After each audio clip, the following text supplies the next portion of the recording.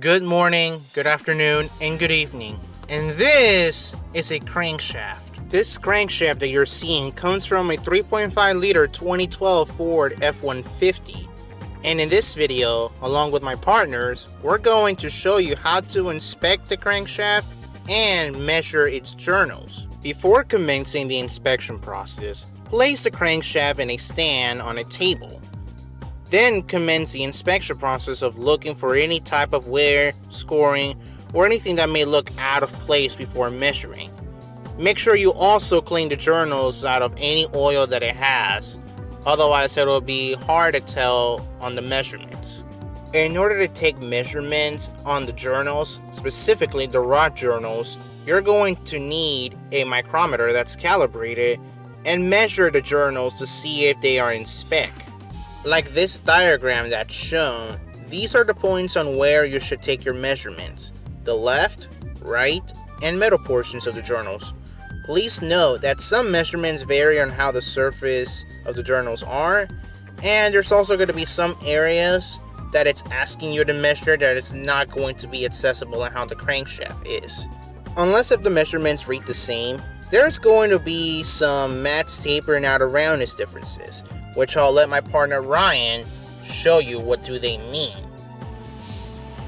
Alright, so today we're going to go over how to measure taper and out of round on your bearing journals. This can be used on your main bearing or connecting rod bearing journals. For taper, you're basically making two measurements. You got your A and your B.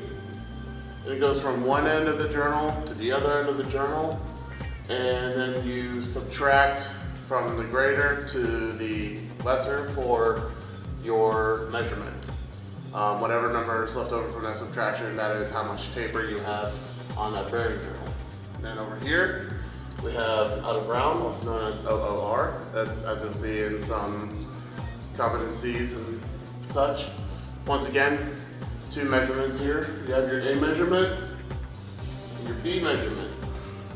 These measurements will dictate if your journal is rounded out at all, if it maybe has, for instance, say like we had earlier in the video, one of our connecting rod journals had some scoring on it due to one of the bearings being eaten by the connecting rod. So that scoring could cause some scoring could cause the journal to be misshapen.